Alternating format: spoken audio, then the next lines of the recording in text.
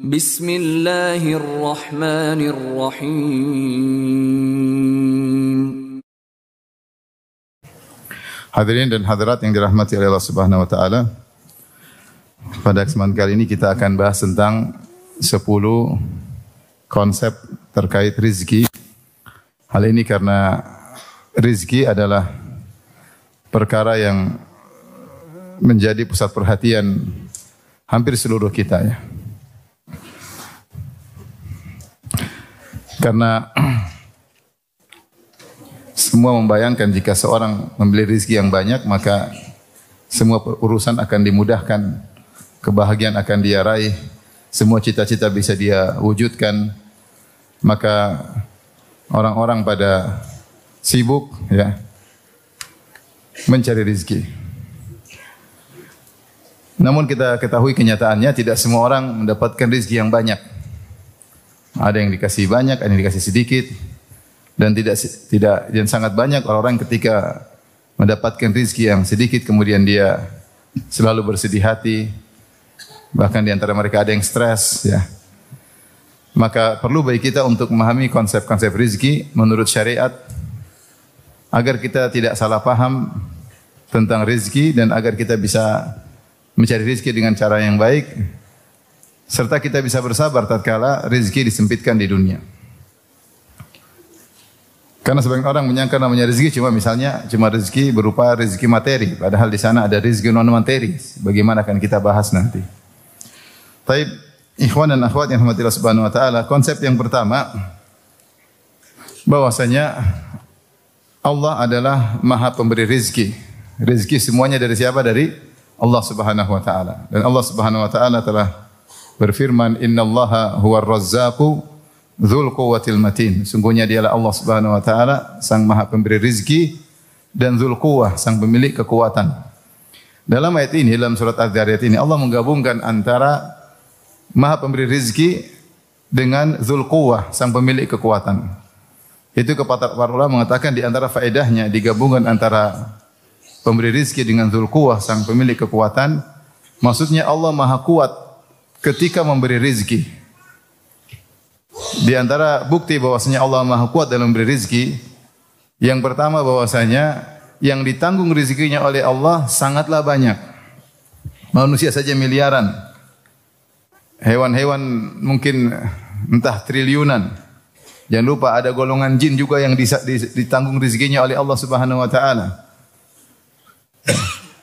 Oleh karenanya makhluk yang ditanggung rezekinya oleh Allah sangat banyak. Dan siapa yang mampu manusia yang bisa menampung rezeki sebanyak itu? Seorang misalnya dia menanggung rezeki 100 orang, maka dia mungkin sudah kewalahan. Ya. Bagaimana lagi Allah Maha Kaya, Maha Pemberi rezeki yang menanggung triliunan makhluk. Dan Allah kasih rezeki kepada mereka. Maka menunjukkan Allah Subhanahu wa taala dzul quwwah, Maha kuat dalam memberi rezeki. Ini pertama. Yang kedua, di antara yang menakjubkan bahwasanya Allah mampu memberi rezeki kepada mereka dalam satu waktu sekaligus, dalam waktu sekaligus. Dalam satu waktu miliaran manusia Allah kasih rezeki. Dalam satu waktu triliunan makhluk Allah kasih rezeki. Sekaligus. Manusia tidak akan mampu melakukan demikian. Kalau mereka memberi rezeki pasti mereka bertahap atau sebagian, kemudian tahap berikutnya. Adapun Allah Subhanahu wa taala ketika memberi rezeki langsung kepada triliunan makhluk sekaligus. Dan ini menunjukkan Allah dzul quwwah, Maha kuat dalam memberi rezeki. Perkara yang ketiga yang menunjukkan Allah Subhanahu wa taala kuat dalam memberi rezeki sehingga digabungkan innallahu huwar razzaqu dzul quwwah, dialah sang memberi rezeki, sang pemilik kekuatan. Karena Allah Subhanahu wa taala memberi rezeki ini sudah mungkin entah jutaan tahun, entah sudah sangat lama Allah sudah kasih rezeki tersebut dan tidak habis-habis menunjukkan dia kuat dalam memberi rezeki.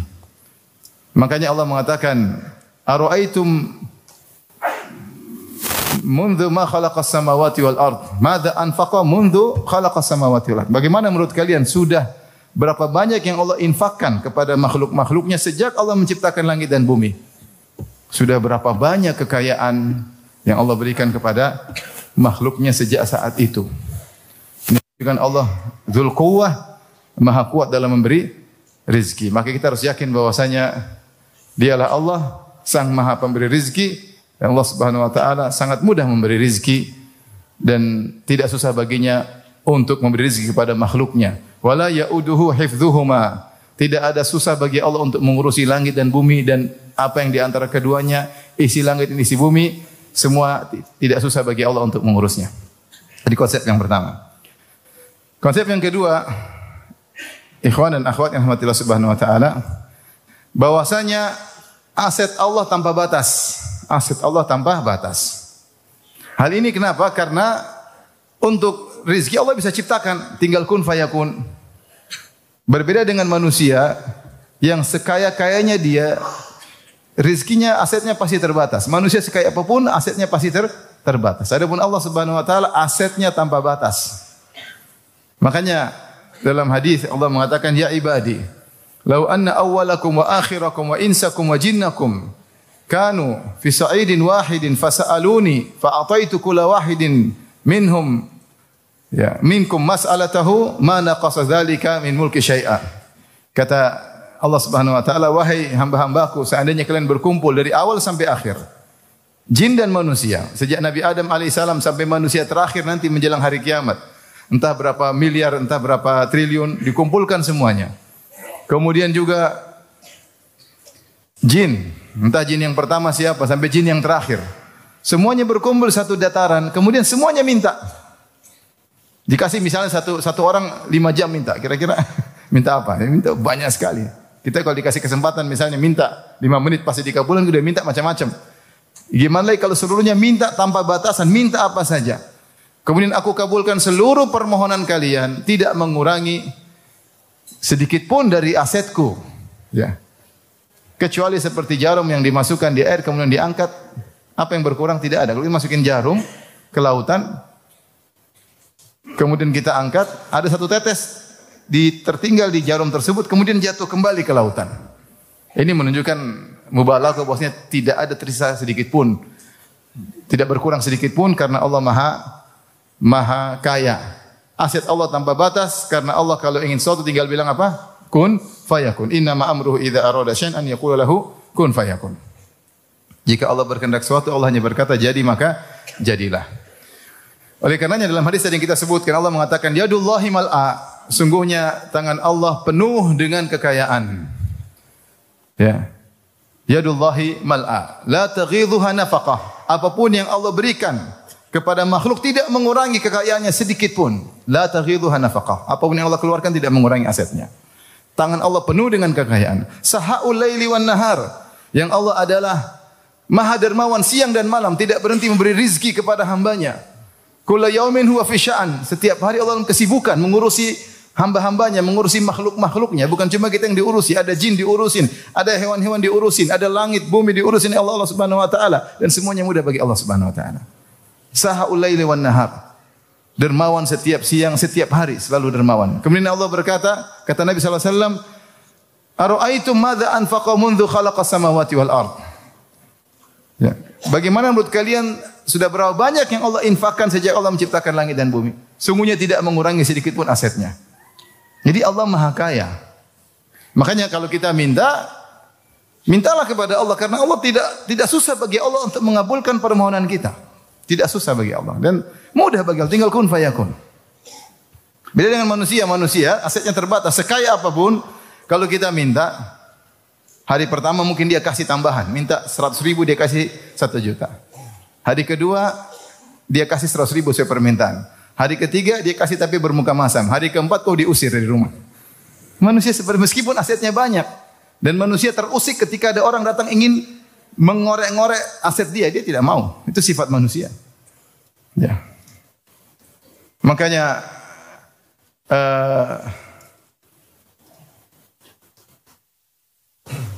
kalau seorang semakin minta kepada Allah, justru Allah semakin senang ya. Dikatakan oleh seorang penyair, la tas'alanna bunai Adam hajatan was'alil ladzi abwabuhu la tughlaqu. Jangan sekali-sekali minta keperluan kepada anak Adam, tapi mintalah kepada Allah yang pintunya tidak tertutup. Allahu yaqdabu hina tarakta su'alahu wa bunayya Adam hina sa'altahu yaghdhabu. Allah murka kalau kau tidak minta kepada Allah Subhanahu wa taala. Adapun anak Adam, kalau kau minta kepadanya dia marah. Ini konsep kedua, bahwasanya aset Allah tanpa batas. Kenapa? Mudah, kalau dia ingin sesuatu tinggal bilang apa, kun fayakun. Apa susahnya Allah menciptakan bumi berkali-kali lipatnya? Allah ciptakan surga nanti yang luar biasa. Taib. Berikutnya yang perlu kita pahami, jika aset Allah tanpa batas, kenapa kita tidak semua dijadikan kaya, ikhwan? Kenapa kita semua tidak jadi toke? Apa? Toke ya orang kaya sini. Hah? Ya, bos apa namanya? Toke, bukan toke.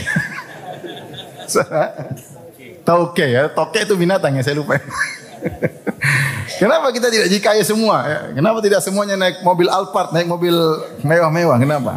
Kenapa ada yang naik mobil Alphard, ada yang jalan kaki, ada yang mobilnya belum lunas, ada yang motor butut, ada yang naik sepeda, sepedanya rusak di jalan? Kenapa beda-beda? Karena kalau Allah mau kasih kaya semua mudah, tapi Allah punya hikmah di balik ini semua. Makanya Allah sebutkan dalam Al-Quran, dua hikmah yang Allah isyaratkan, tentu lebih daripada ini. Di antaranya yang Allah isyaratkan dalam Al-Quran, Allah berfirman, "Walau basatallahu rizqa li ibadihi labaghaw fil ard, walakin yunazzilu biqadari ma yasha." Seandainya Allah bentangkan rizki kepada hamba-hambanya, Allah kasih banyak-banyaknya, labaghaw fil ard, maka mereka akan melampaui batas. Manusia tidak kuat jika dikasih kaya. Allah berfirman, "Kalla innal insana la yatgha ar-ra'ahu istaghna."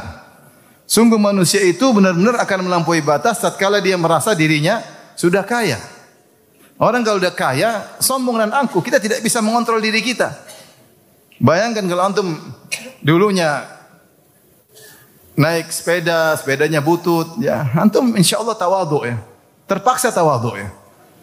Tapi kalau antum naik mobil misalnya harganya 5 miliar, susah tawadhu, susah. Apalagi antum naik mobil sambil kacanya dibuka. Waduh, susah untuk apa? Tawadhu. Manusia berat, manusia tidak bisa mengontrol hatinya. Dia bilang saya kaya tapi saya tawadhu, susah. Maka dia mentang-mentang, maka dia melampaui batas. Itu sifat manusia. Allah mengatakan, kalau Allah bentangkan rezeki kepada mereka, labaghaw fil ard, maka mereka akan melampaui batas. Walakin yunazzilu biqadari ma yasha. Tapi Allah turunkan dengan kadar yang Allah kehendaki. Kita serah Allah Subhanahu wa taala. Wa in min syai'in illa indana khazainuh wa ma nunazziluhu illa biqadarin ma'lum. Sungguhnya setiap perkara kami punya asetnya, apapun Allah punya. Mau emas, mau perak, mau harta, apapun Allah punya. Wa ma nunazziluhu illa biqadarin ma'lum. Namun kami tidak turunkan kecuali dengan kadar yang Allah kehendaki. Jadi di antara hikmah pertama, Allah tidak jadikan semua orang kaya karena kekayaan menjadikan orang bisa melampaui batas. Ini kenyataan yang terjadi. Ada orang miskin tiba-tiba kaya, sombong, angkuh, pamer. Disebut istilahnya OKB, orang kaya baru. Ada enggak di sini OKB? Orang kaya baru. Baru punya sedikit-sedikit sudah bikin status terus. Baru kaya ya. Orang biasanya kalau udah lama kaya tidak begitu. Ini baru udik-udik, baru pamer-pamer, norak, itu biasanya OKB. Orang kaya apa? Baru. Tidak bisa mengontrol dirinya. Hikmah yang kedua yang diantaranya Allah isyaratkan, bahwasanya dunia ini adalah dunia tempat ujian dan Allah Subhanahu wa taala menjalankan roda kehidupan dengan sistem yang ada, itu ada yang kaya dan yang miskin. Kalau semua kaya enggak akan jalan kehidupan di atas muka bumi ini. Kalau semuanya miskin juga tidak akan berjalan. Siapa yang memerintah, siapa diperintah. Makanya ada yang ditakdirkan sebagai si kaya dan ada yang ditakdirkan sebagai si miskin. Kata Allah Subhanahu wa taala, "Hum yaqsimuna rahmata rabbik. Nahnu qasamna bainahum ma'isyatahum fil hayatid dunya wa rafa'na ba'dahum fawqa ba'dhin darajat liyattakhidha ba'dhum ba'dhan sukhriya." Kata Allah Subhanahu wa taala, kami yang mengatur di antara mereka kehidupan mereka, rezeki mereka, dan kami jadikan sebagian mereka lebih tinggi daripada sebagian yang lain dalam urusan rezeki. Buat apa? Liyattakhidha ba'dhum ba'dhan sukhriya, agar sebagian yang lain sebagian bisa menggunakan sebagian yang lain. Ada yang memerintah, ada yang diperintah. Masing-masing ada ujiannya. Ya. Ada yang kaya dengan ujiannya, yang miskin juga dengan ujiannya. Sehingga kalau orang bertanya, kenapa kita tidak semua kaya? Enggak, karena dunia ini ujian. Nanti kalau mau kaya semuanya di surga. Semua kaya, Allah ciptakan pelayan-pelayan, Allah apapun diminta akan dikabulkan, itu di alam lain. Sementara di dunia ini Allah ciptakan untuk apa? Ibtila, untuk menguji kita.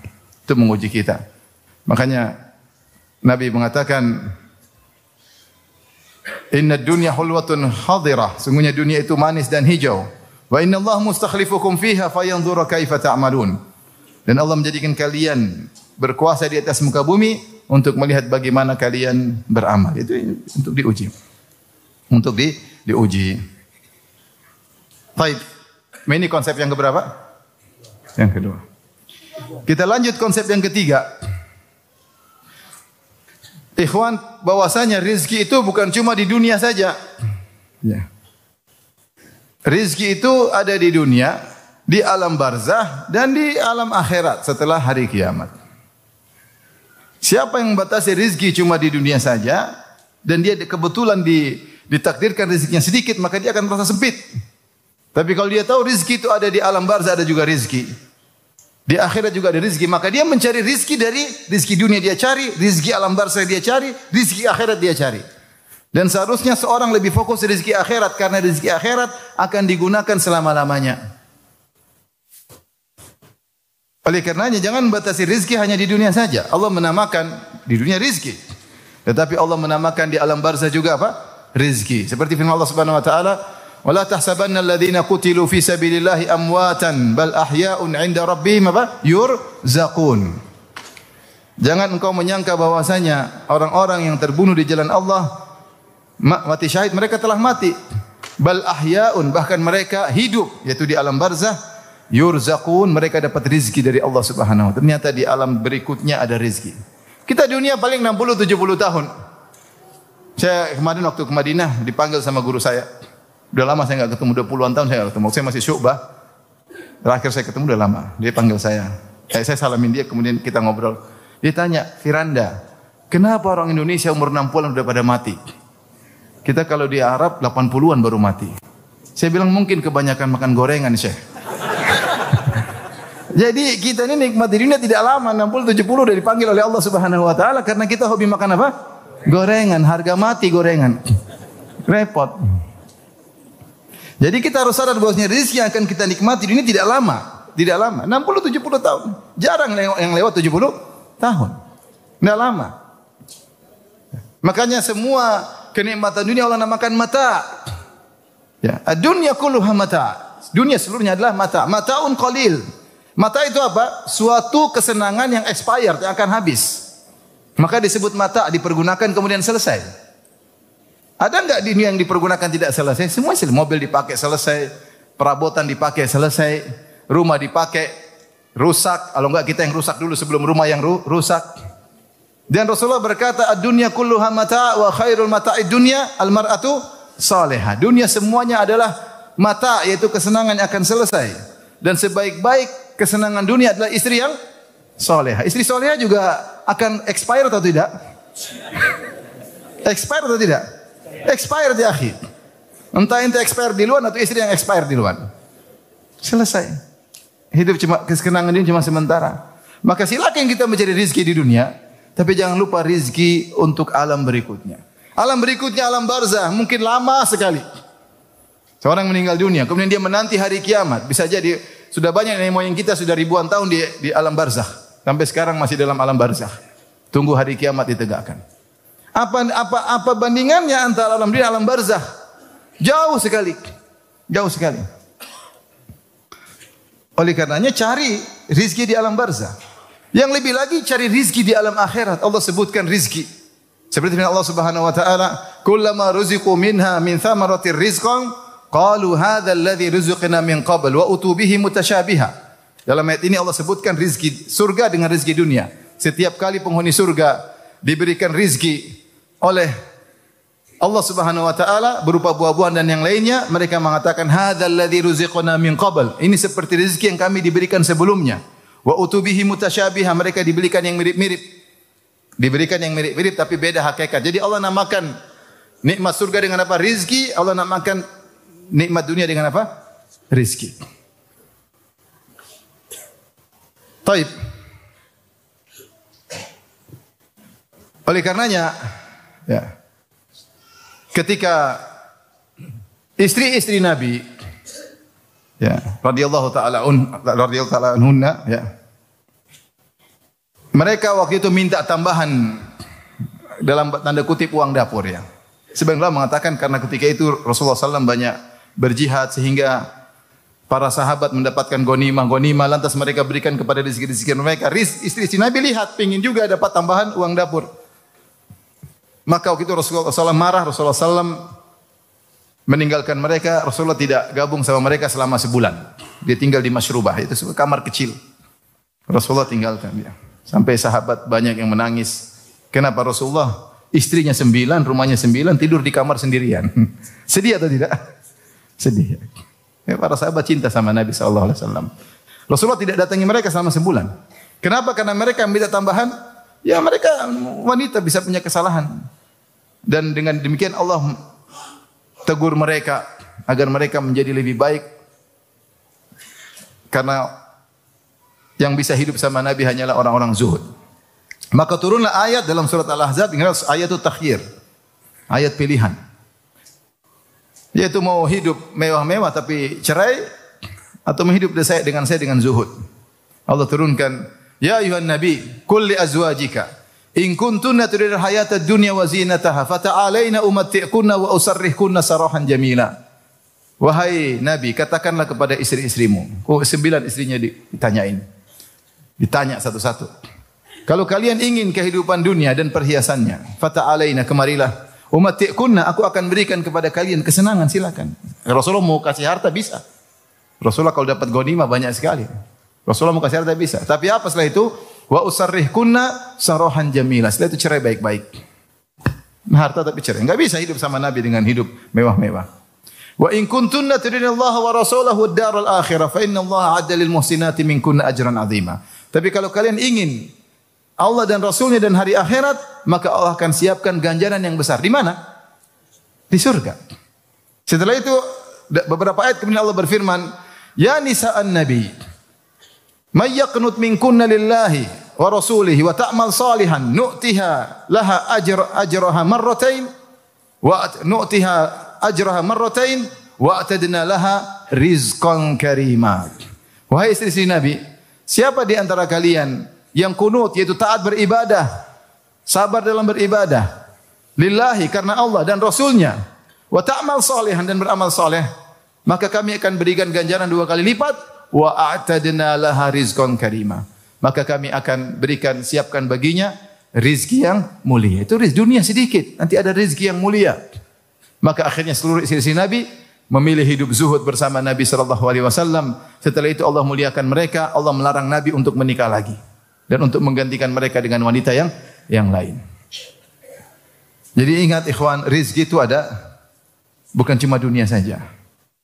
Karenanya bisa jadi ada seorang di dunia dapat rizki banyak, di akhirat tidak ada jatah, bisa jadi. Seperti orang kafir. Dan ada orang-orang di dunia rizkinya sedikit, tetapi di akhirat banyak sekali. Maka jangan pikir rizki dunia saja.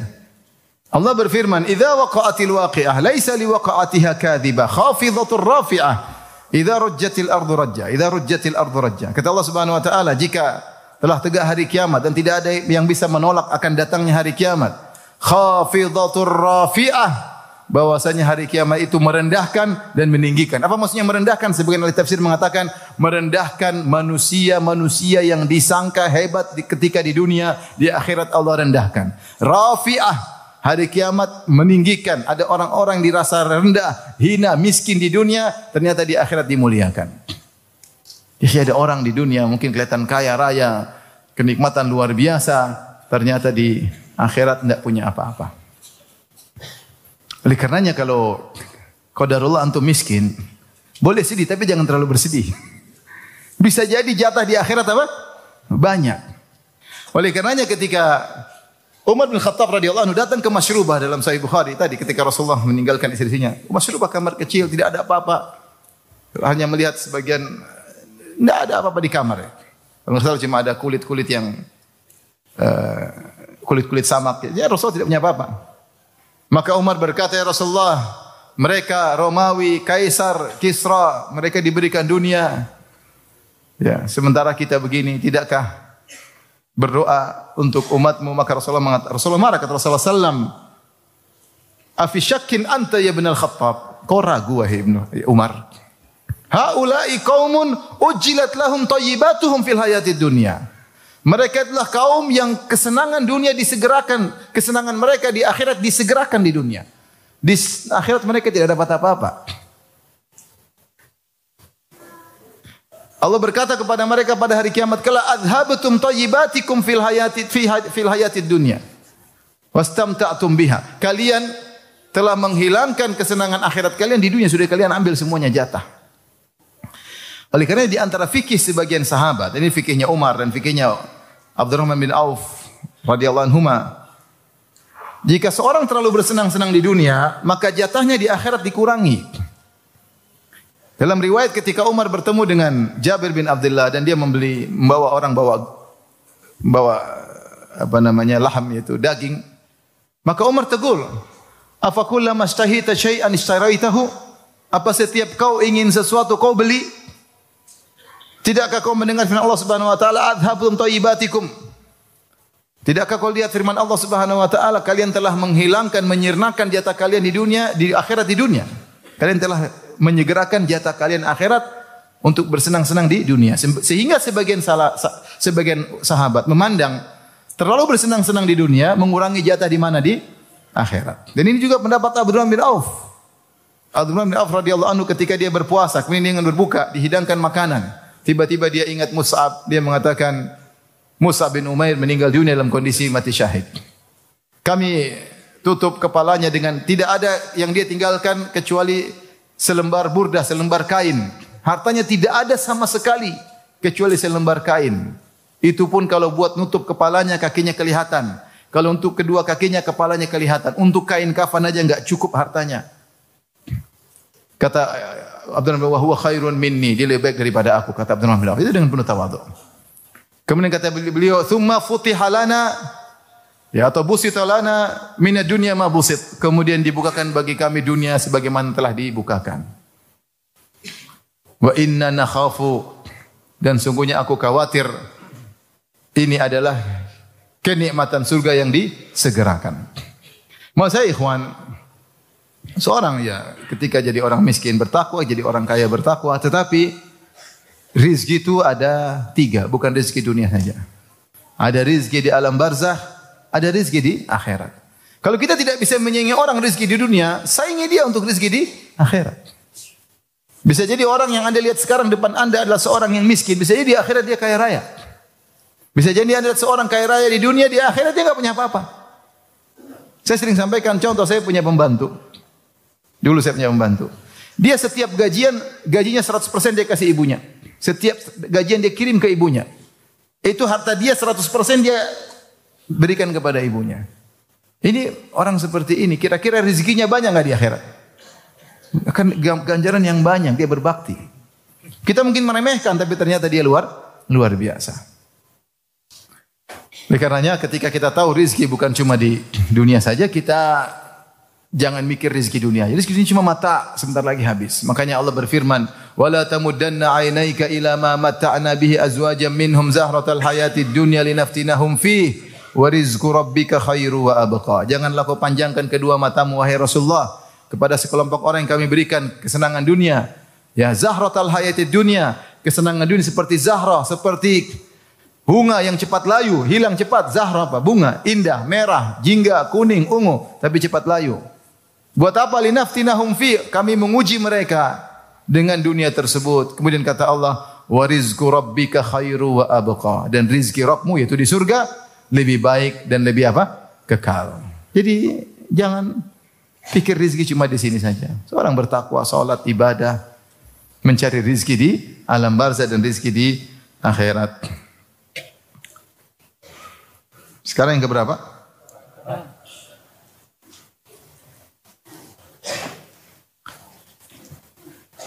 Baik.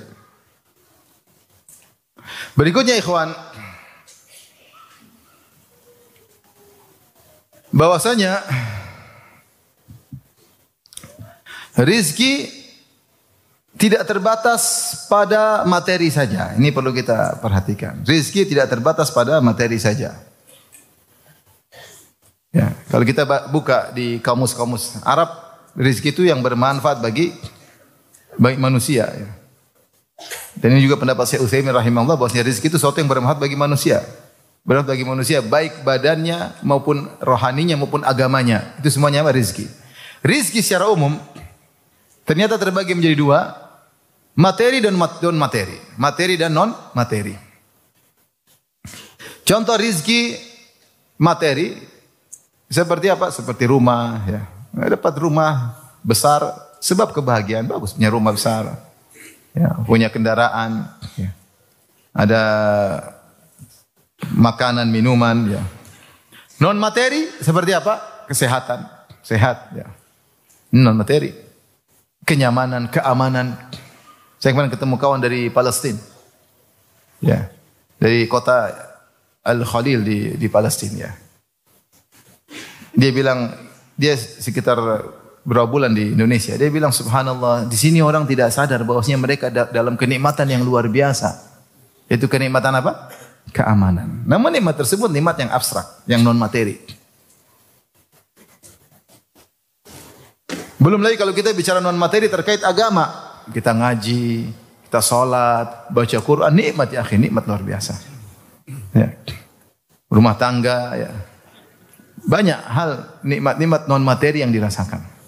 Apalagi seorang beriman kepada Allah, Allah akan berikan kebahagiaan. Makanya kata Ibnu Taimiyah rahimahullah taala, "Inna fid dunya jannatan man lam yadkhulha lam yadkhul jannatal akhirah." Di dunia ini ada surga. Itu kebahagiaan. Siapa yang tidak bisa masuk dalam surga dunia, dia tidak bisa meraih surga akhirat. Maksudnya apa? Kata Ibnu Taimiyah, orang beriman pasti bahagia. Apapun kondisinya dia pasti apa? Bahagia. Kalau dia tidak bisa bahagia di dunia, berarti di akhirat juga tidak bahagia. Ibnu Taimiyah mengucapkan begitu bukan dia orang kaya, bukan dia orang senang-senang. Dia di penjara berulang-ulang. Tapi dia merasakan kebahagiaan. Sebagaimana perkataan para sebagian salaf. Lau alimal muluk wa abna al muluk. Ma nahnu alaihi minan naim lajaladuna alaihi. Seandainya para raja, para pangeran tahu tentang kebahagiaan yang kami dapatkan itu rizki non materi, tentu mereka akan memaksa untuk merebut dari kami. Oleh karenanya orang kalau bertakwa Allah akan berikan apa? Kebahagiaan. Ketahuilah ikhwan dan akhwat yang rahmati Allah Subhanahu wa taala. Betapa banyak orang diberikan kebahagiaan rizki materi namun tidak dapat rizki non materi. Banyak orang kaya raya tapi hidup sengsara, narkoba, tidak ada ketenangan. Bahkan Allah sebutkan orang-orang munafik, tentang orang-orang munafik kata Allah Subhanahu wa taala, ya. Fala tu'jibaka amwaluhum wala auladuhum. Innama yuridullahu liyu'adzibahum biha fil hayatid dunya. Janganlah engkau takjub dengan harta mereka dan anak-anak mereka. Sungguhnya Allah ingin mengadab mereka biha dengan anak-anak dan harta mereka fil hayatid dunya, dalam kehidupan dunia. Jadi ada orang diberi rizki materi itu menyiksa dia. Ada, Allah sebut dalam Al-Quran. Dia dapat rizki materi tapi dia tersiksa. Dia tersiksa.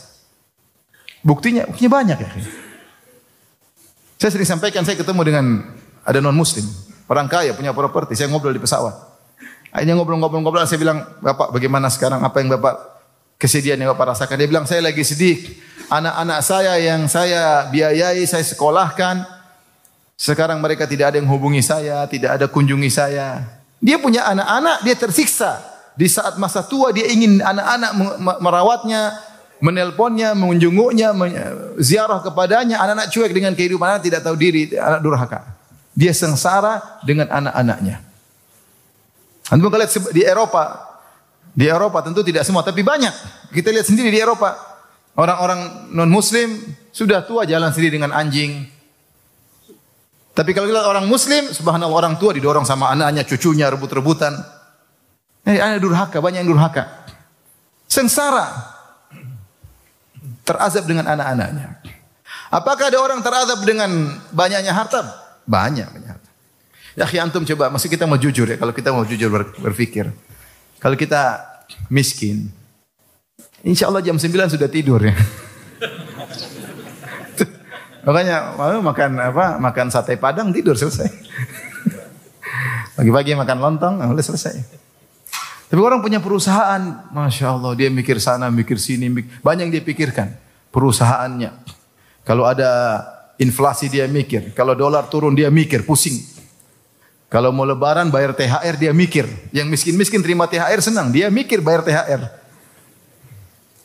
Belum persaingan bisnis, kalau perusahaan baru yang mirip dengan dia, wah ini kompetitor, pusing. Kalau didatangi orang pajak tanpa pusing lagi. Enggak gampang. Banyak yang dia mau urusin. Saya pernah ketemu dengan seorang pejabat, dia sudah mempensiunkan diri. Dia bilang, Ustaz, antum enak jam 8 ya sebelum tidur. Kadang kami jam 2 baru mulai rapat, jam 2 malam. Kadang kami jam 2, atau bukan kadang, sering jam 2 malam kami mulai susun strategi politik dan yang lainnya. Ya, jadi bisa jadi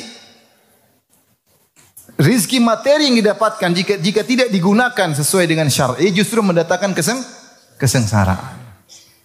Innama yuridullahu liyu'adzibahum biha fil hayatid dunya. Allah ingin menyiksa mereka. Bayangkan koruptor, dia punya uang banyak. Uangnya banyak. Terus dia simpan. Dia bingung simpan di mana? Takut ketahuan. Akhirnya simpan di bawah tempat tidur. Sedikit-sedikit dia periksa, masih ada enggak? Jangan-jangan diambil sama tuyul. Babi ngepet. Periksa, takut. Dia mau belanja, takut. Uang banyak, mau beli mobil mewah, takut ketahuan orang pajak. Jadi gemes kan, mau beli, aduh nanti ketahuan. Gelisah atau tidak? Kalau antum nggak bisa beli kan nggak gelisah, aman.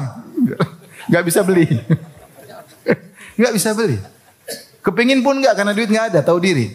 Dia duit banyak mau beli takut, beli banyak takut diperiksa, takut. Oleh karenanya tidak mesti orang kaya lebih bahagia daripada antum, tidak mesti. Ini benar, ini bukan main-main. Tidak mesti mereka lebih bahagia daripada antum. Antum Masya Allah ngaji ada waktu. Sebenarnya orang kaya nggak bisa ngaji. Gimana mau ngaji? Ngitung duit belum selesai. Tanda tangan belum cek belum selesai. Gimana mau ngaji? Gimana ada ketenangan? Orang banyak sebagian mereka tidak bisa tidur. Kapan tidur? Kalau Jumatan tidur dengan ceramah tidur. Jadi maksud saya jangan terlalu hasad sama orang kaya. Jangan biasa. Rezeki masing-masing Allah tahu. Itu penting kita nikmati, kita bersyukur. Tidak mesti orang kaya lebih baik dari antum. Sebagai contoh, kata Ibnu Qayyim rahimahullah, Allah mentakdirkan dunia ini akan dirasakan kelezatan jika telah melalui kesusahan. Kapan kita merasakan makan itu enak? Ketika kita lapar. Kalau enggak lapar, enak enggak? Enggak enak. Kapan kita merasakan minum itu lezat? Ketika kita dahaga. Setelah dahaga payah baru minum lezat. Kapan kita merasakan tidur itu nyaman? Kalau kita lelah. Kalau kita nggak lelah nggak bisa tidur enak. Taruhlah antum orang kaya, selalu nikmat, kemana-mana naik bisnis kelas, bahkan punya jet pribadi. Antum gitu-gitu aja monoton. Tapi orang miskin, tiba-tiba naik bisnis kelas, wah kayak di surga. Kalau dia sudah biasa, nggak biasa-biasa aja. Buktinya orang kalau pendaki gunung, kapan dia merasakan bahagia? Ketika naik gunungnya susah, itu tidak? Dia ada kebahagiaan. Kalau gunungnya cuma 1 meter, ngapain dia naik? Dia mau gunungnya 3 kilo, 4 kilo, dia naik supaya dia, wah, itu sudah konsep kehidupan dunia. Kalau sudah bersusah-susah, baru kemudian merasakan apa? Kelezatan. Maka bukan berarti orang yang nyaman kemudian dilayani, kemudian semua, belum tentu dia bahagia, belum tentu dia stuck. Beda orang yang variatif, kadang susah, kemudian senang, kadang susah, senang. Dia dapat kebahagiaan yang tidak dirasakan oleh mereka. Jadi pilih mana? Miskin atau kaya? Kaya dong Ustaz.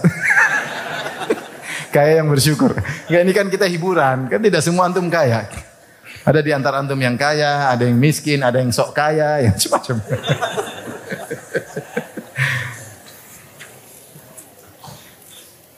Baik. Maka bersyukur apa yang ada sehingga kita bisa bahagia. Sekarang yang keberapa? 6 apa 5? Ya sudahlah, hitung aja lah, anggap aja 6 ya. Biar cepat selesai. Baik. Rizki ada yang halal, ada yang haram. Ini beda dengan Mu'tazilah yang mengatakan rizki hanya yang halal. Rizki ada yang halal, yang haram. Makanya kita minta rizqan thayyiban. Habis sholat subuh kita mengatakan apa? Allah minas'aluka ilman nafi'an wa rizqan thayyiban wa amalan mutaqabbala. Dan rizki yang halal atau haram ditinjau dari pertama, ditinjau dari zatnya, zatnya bisa halal bisa haram. Yang kedua ditinjau dari cara meraihnya, bisa halal bisa apa? Haram. Khamar zatnya haram. Babi zatnya apa? Haram. Ya. Tapi ada rizki yang halal tapi cara mencarinya haram. Ya. Korupsi, nipu orang, riba, judi, ini semua cara-cara yang haram. Yang ingin saya sampaikan ikhwan, ketahuilah kaidah menyatakan antum cari rizki dengan cara apapun, mau cara halal, cara haram, hasilnya sama, tidak berubah. Ini harus antum yakini. Rizki kita tidak berubah nominalnya. Dari kita lahir sampai kita mati, tidak berubah nominalnya. Mau cari dengan cara halal, cara haram, hasilnya sama. Siapa yang bilang demikian? Nabi SAW. Nabi mengatakan, Inna ruhal qudusi nafatha fi raw'i anna nafsan lan tamuta hatta tastakmila rizqaha. Sungguhnya Jibril alaihissalam berikan wahyu ke dalam jiwaku menyatakan bahwasanya tidak ada satu jiwa pun yang meninggal kecuali telah sempurna apa? Rizkinya. Kemudian kata Nabi, fa ajmilu fi talab. Maka carilah dengan cara yang baik. Khudhu mahalla wada'u maharum. Ambil yang halal, tinggalkan yang haram karena hasilnya sama saja. Hasilnya sama saja. Ajmilu fi talab ada dua makna. Pertama, ijmal, ada yang mengatakan kepada jamal, yaitu carilah dengan cara yang baik, jangan cari cara haram karena sama saja. Ada ajmilu fi talab, yaitu dengan ijmal, yaitu jangan ngoyo. Cari rezeki tapi jangan apa? Jangan ngoyo. Mau ngoyo enggak ngoyo sama saja hasilnya. Jangan sampai lembur kerja sudah 12 jam, lembur juga 12 jam. Kebanyakan ya. Kalau bisa hari 25 jam, 25 jam. Sama saja.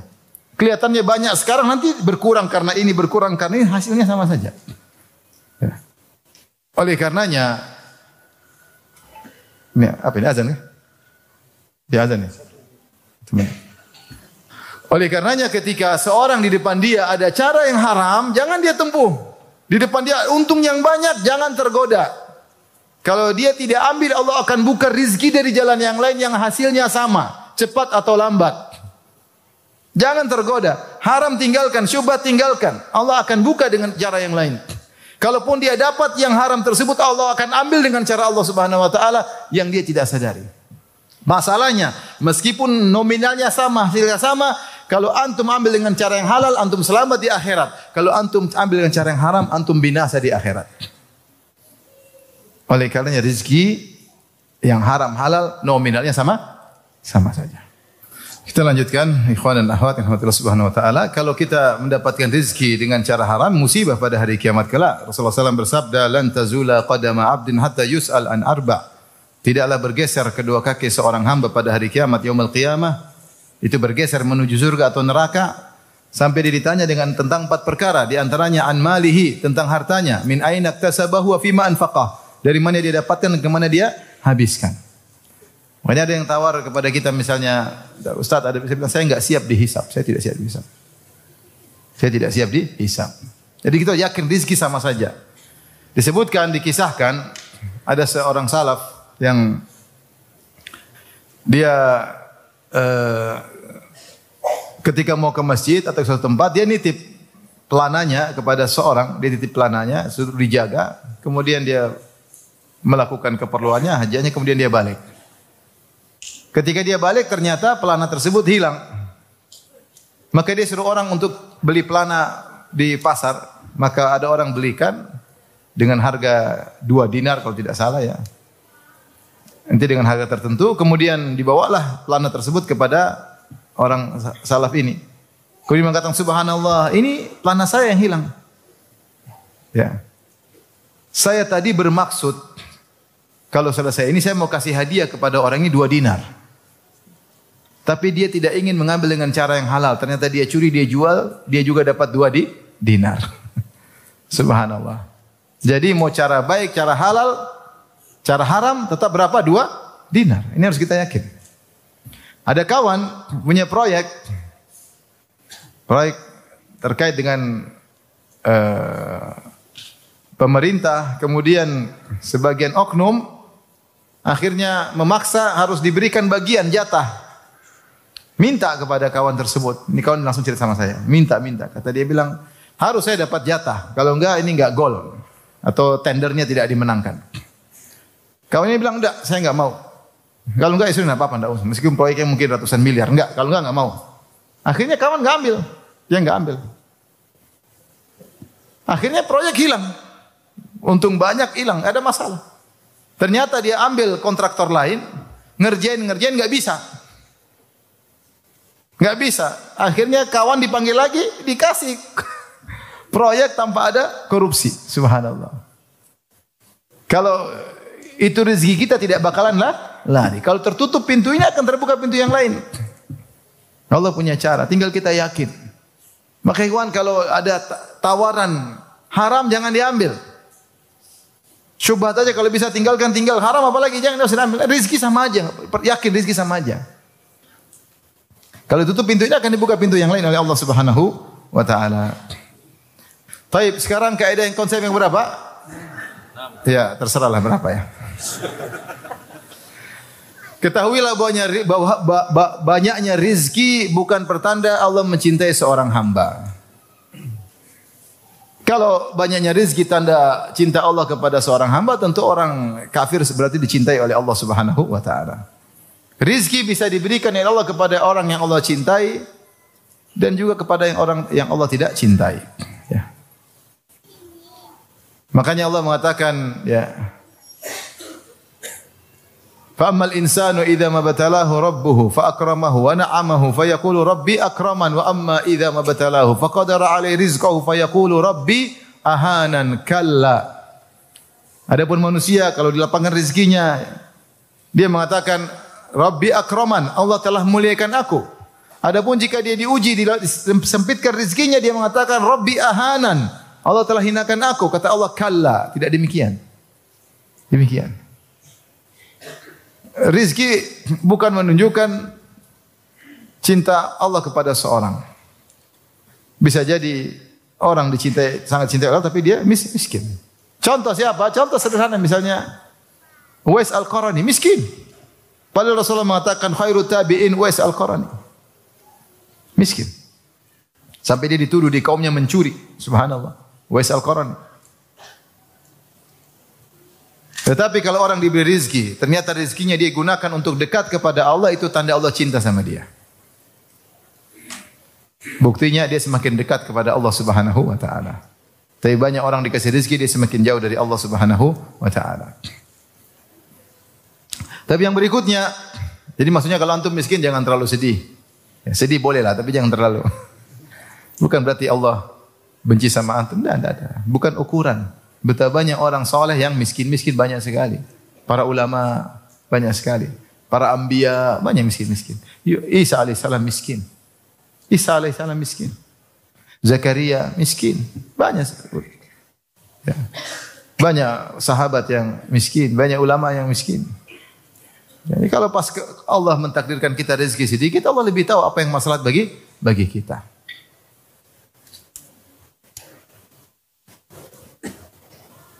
Saya punya pengajian judulnya 17 sisi baik dari musibah.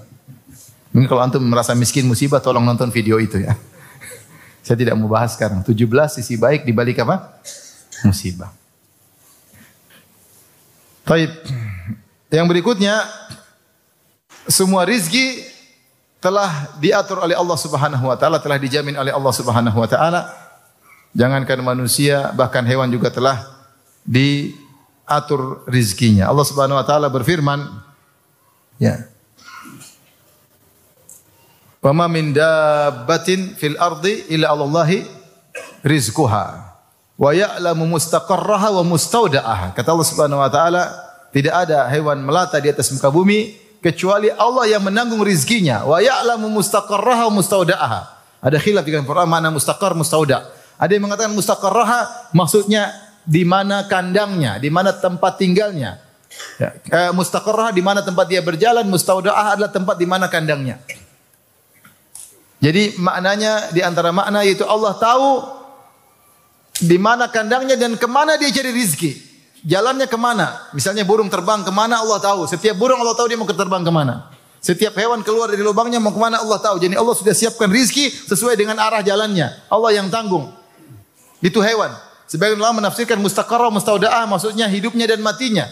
Allah tahu mainnya kemana, jalan-jalannya kemana, kapan ajalnya Allah tahu sehingga Allah sudah tentukan. Cacing ini rezekinya ini, burung ini rezekinya ini, ikan ini rezekinya ini, Allah sudah tentukan. Detail per hewan-hewan. Tidak ada satu yang datang belaka kecuali Allah tentukan rezekinya. Bagaimana lagi dengan manusia yang mukallaf? Kata Allah Subhanahu wa taala, "Wa ka'ayyim min dabbatin la tahmilu rizqaha Allahu yarzuquha wa iyyakum." Betapa banyak hewan melata tidak mampu menanggung rezekinya. Hewan melata tidak akalnya tidak banyak seperti manusia. Burung akalnya sederhana aja. La tahmilu rizqaha, akalnya tidak seperti manusia.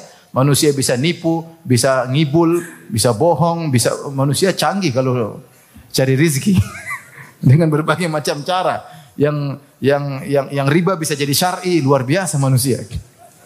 Canggih pokoknya. Hewan bisa apa? Tapi rezekinya sudah ditanggung. Rezekinya sudah ditanggung. Nah, kalau rezeki sudah ditanggung apalagi manusia, maka jangan seorang khawatir berlebihan ya. Rezeki sudah ditanggung. Hewan saja sudah diatur apalagi manusia. Bagaimana kita suudzon sama Allah sementara kita masih dalam janin, Allah kasih rizki sama kita. Kita kecil belum bisa cari rizki, Allah sudah kasih rizki lewat kedua orang tua kita. Setelah kita dewasa sudah punya kemampuan, sudah pandai berfikir, sudah lebih matang, kemudian takut tidak dapat rizki, ini suudzon kepada Allah Subhanahu wa taala. Maka yakin rizki sudah ditentukan. Sebagaimana seorang yakin ajalnya sudah ditentukan. Banyak orang kalau ajal tenang, kalau ajal enggak. Tapi kalau rizki dia enggak percaya. Padahal perkara rizki dan ajal sama saja. Malaikat ketika mencatat bikatbi rizkihi wa ajalihi. Rizkinya, ajalnya dicatat, maka sudah ditentukan. Baik, berikutnya. Meskipun sudah ditentukan, akan tapi Allah Subhanahu wa taala suruh mencari rizki dan berusaha. Karena semua yang ditakdirkan, yang dicatat di Lauhil Mahfuz bukan cuma hasilnya, tapi tercatat akibat dan juga sebabnya. Si fulan mati, tapi karena apa Allah catat? Si fulan kaya karena apa? Miskin karena apa? Ada semua catatannya. Maka kita menempuh sebab untuk menuju akibat tersebut, meskipun semuanya sudah dicatat. Ya. Meskipun semuanya sudah dicatat, tapi kita harus menempuh sebab karena yang dicatat di Lauhil Mahfuz sebab dan apa? Akibat. Sebagaimana kita yakin bahwasanya kenyang dan lapar sudah ditakdirkan, tapi kita tahu kalau mau kenyangnya makan. Sebagaimana kita yakin bahwasanya punya anak atau tidak sudah ditakdirkan, tapi kalau kita mempunyai anak, kita nikah supaya punya anak. Oleh karenanya masalah rizki Allah juga suruh cari dalam banyak ayat. Seperti dalam firman Allah Subhanahu wa taala, "Huwallazi ja'ala lakumul arda dhalulan famshu fi manakibiha wa kulu min rizqihi." Dialah Allah yang telah menundukkan bumi bagi kalian. Yaitu Allah menundukkan bumi agar mudah dipijak, agar mudah untuk dilewati. Famshu fi manakibiha, berjalanan menuju manakib. Sebagian ahli tafsir mengatakan manakib seperti ini, maksudnya tempat-tempat yang tinggi. Kalau kau harus cari rezeki ke tempat yang tinggi, tempuhlah tempat tersebut. Jalan. Jangan malas-malasan. Kalau memang harus lewat tempat tinggi, pergi ke sana. Famshu fi manakibiha. Itu Allah suruh berusaha.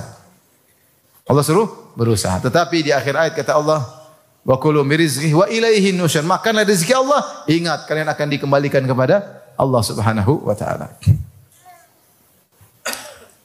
Contoh lagi firman Allah Subhanahu wa taala, "Fa idza qudiyatis salatu fantashiru fil ardi wabtaghu min fadlillah." Kalau selesai salat Jumat bertebarlah, carilah rezekilah, carilah karunia Allah. Tapi kata Allah, "Wazkurullaha katsiran." Jangan lupa banyak ingat Allah. Ini maksud cari rezeki tapi jangan lupa ingat Allah. Cari rezeki tapi jangan lupa kepada Sang Pemberi rezeki. Ini cari rezeki tapi lupa kepada Sang Pemberi apa? Rezeki. Bahkan Allah Subhanahu wa taala menyuruh kita berusaha. Wa huwallazi sakharal bahra wa sarlakum huwallazi sakharal bahra litakulu minhu lahman tariyya wa tastakhriju minhu hilyatan talbasunaha. Dialah Allah yang telah menundukkan lautan bagi kalian agar kalian bisa makan daging segar. Mancing, Allah suruh mancing. Bukan cuma mancing aja. Wa tastakhriju minhu hilyatan talbasunaha. Untuk kalian ambil mutiara, berarti kan perlu menyelam usaha. Berarti Allah suruh usaha. Jadi rizki diraih dengan apa? Usaha. Berusaha.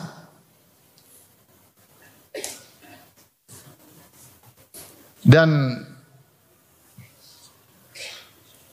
usaha tersebut tentu harus benar. Tapi yang terakhir, bahwasanya untuk mencari rezeki, pertama dengan sebab duniawi, yang kedua dengan sebab ukhrawi. Sebab duniawi banyak caranya, jadi dokter, jadi guru, jadi dosen, ya, jadi pedagang, jadi kontraktor, ya, jadi sales, jadi broker, jadi apa terserah, yang penting halal. Ini masing-masing dibukakan oleh Allah cara-cara mencari rezeki. Tapi ada pintu-pintu rezeki yang ukhrawi yang mungkin lebih efektif daripada cara-cara duniawi. Jangan disepelekan. Jangan disepelekan. Di antaranya yang pertama misalnya adalah dengan menyambung silaturahmi. Man ahabba an yubsata lahu fi rizqi wa yunsa'a fi athari falyasir rahimah. Siapa yang ingin lapangkan rezekinya, dipanjangkan umurnya, maka sambung silaturahmi. Orang yang sibuk sambung silaturahmi, rezekinya lancar. Rezekinya lancar. Ini di antaranya. Allah tambah-tambahkan rezekinya. Tambah-tambahkan. Saya tidak ada teman yang saya kenal perhatian sama silaturahmi kecuali rezekinya lancar. Tidak ada teman yang saya kenal perhatian sama kerabatnya kecuali rezekinya apa? Lancar. Kemudian di antaranya kedua, misalnya kafalah kepada penuntut ilmu. Dalam satu hadis dalam surah Salihin disebut ada seorang, dua orang, satu kerja, satu menuntut ilmu sama Nabi. Akhirnya saudaranya mengeluh, ya Rasulullah ini saudaraku tidak kerja. Maka Rasulullah mengatakan la'allaka turzaqu bihi. Kata Nabi, bisa jadi kau dapat rezeki gara-gara dia, lewat dia. Bisa jadi kau dapat rezeki lewat apa?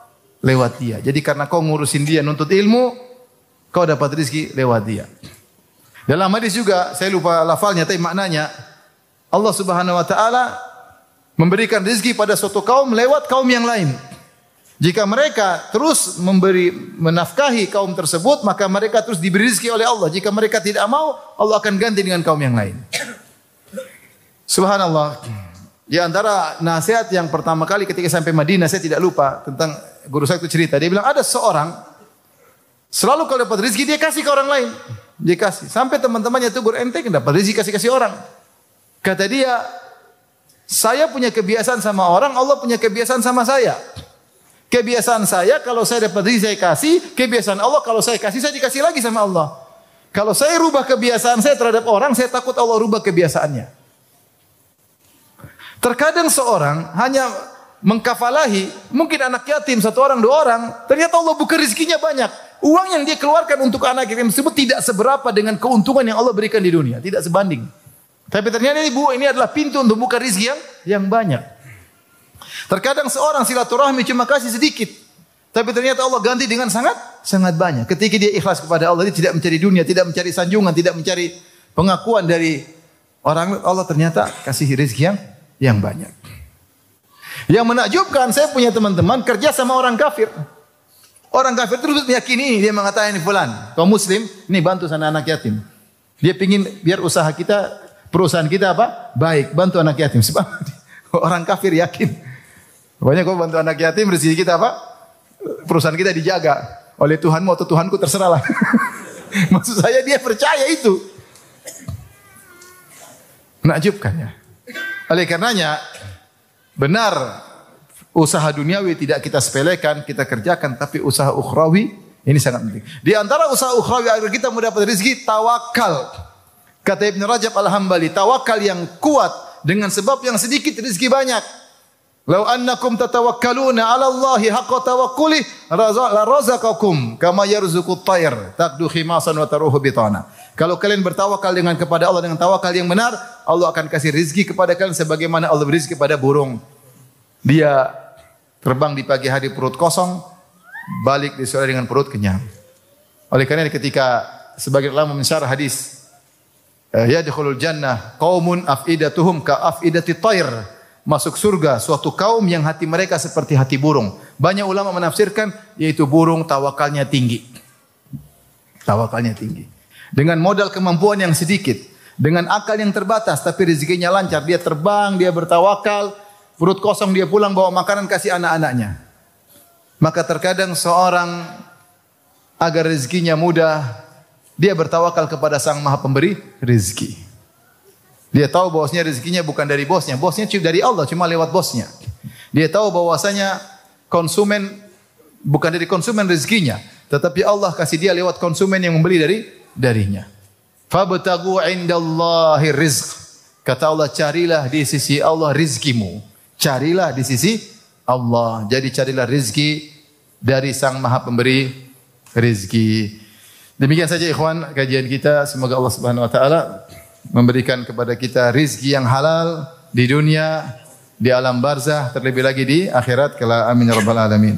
Tapi demikian saja kajian kita. Semoga bermanfaat. Subhanakallah bihamdik. Asyhadu an la ilaha illa anta astaghfiruka wa atubu ilaik. Assalamualaikum warahmatullahi wabarakatuh.